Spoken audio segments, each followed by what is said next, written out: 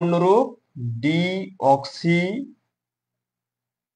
Ribo nucleic acid হলো DNA এর পূর্ণরূপ।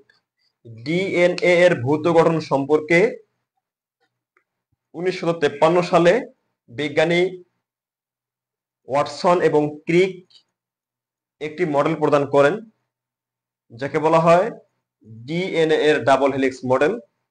এই মডেল প্রদানের কারণে চিকিৎসা বিজ্ঞানে 1961 সালে তারা নোবেল পুরস্কার লাভ করেন।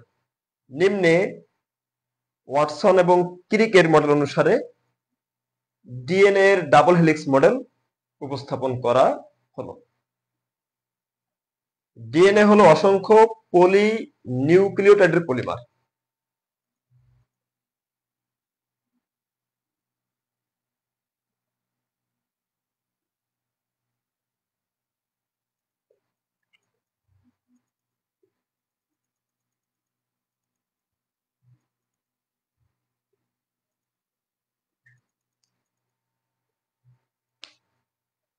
ডিএনএ হলো দ্বিসূত্রক পেঁচানো সিঁড়ির মতো। ডিএনএ হলো দ্বিসূত্রক, একটা সূত্রক একটা দুটো সূত্রক। ডিএনএ হলো দ্বিসূত্রক পেঁচানো সিঁড়ির মতো।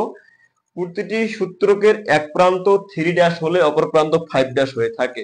ডিএনএ হলো অসংখ্য পলি নিউক্লিওটাইডের পলিমার, যেখানে নাইট্রোজেন ঘটিত ক্ষারক, 5 কার্বনযুক্ত শর্করা এবং অজৈব ফসফেট থাকে। নাইট্রোজেন ঘটিত ক্ষারক হিসাবে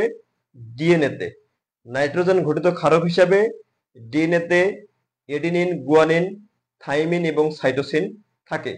এই নাইট্রোজেন ঘটিত ক্ষারকগুলো আবার দুই প্রকার, পিউরিন এবং পাইরিমিডিন।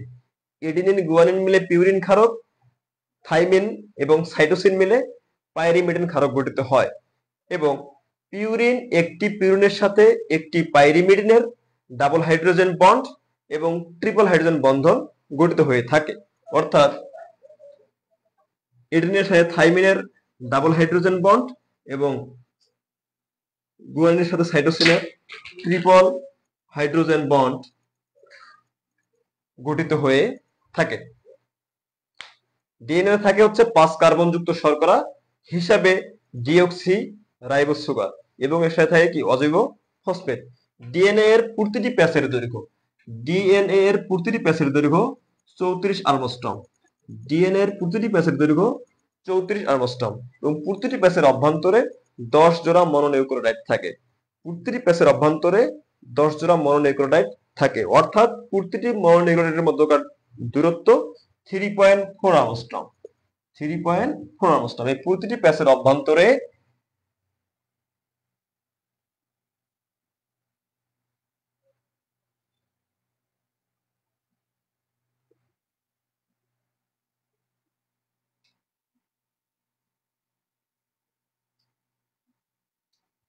এই যে এরকম, এটা হচ্ছে নিউক্লিওটাইড।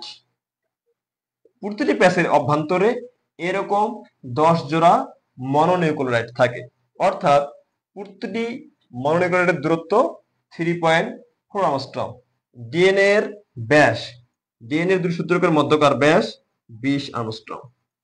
এই পর্যন্ত লেখলে ডিএনএ এর গঠন স্পষ্ট বা ক্লিয়ার হয়ে যায়। আবার শুরু থেকে আসি। ডিএনএ এর পূর্ণরূপ ডিঅক্সি রাইবোনিউক্লিক অ্যাসিড।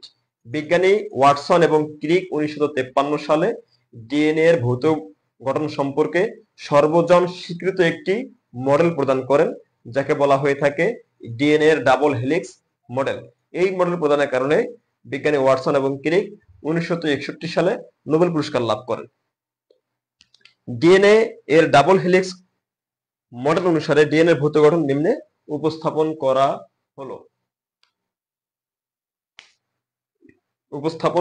হলো। ডিএনএ হলো পেঁচানো দ্বিসূত্রক সিঁড়ির মতো। ডিএনএ হলো পেঁচানো দ্বিসূত্রক, মানে দুইটা সূত্রক সিঁড়ির মতো। একটি সূত্রের এক প্রান্ত 3' হলে অপর প্রান্ত 5' হয়ে থাকে।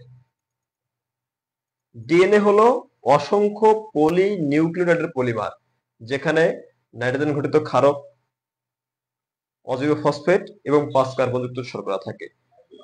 নাইট্রোজেন ঘটিত ক্ষারক হিসাবে এডিনিন, গুয়ানিন, সাইটোসিন এবং থাইমিন থাকে। নাইট্রোজেনযুক্ত ক্ষারকগুলো আবার দুই প্রকার, পিউরিন ক্ষারক এবং পাইরিমিডিন ক্ষারক।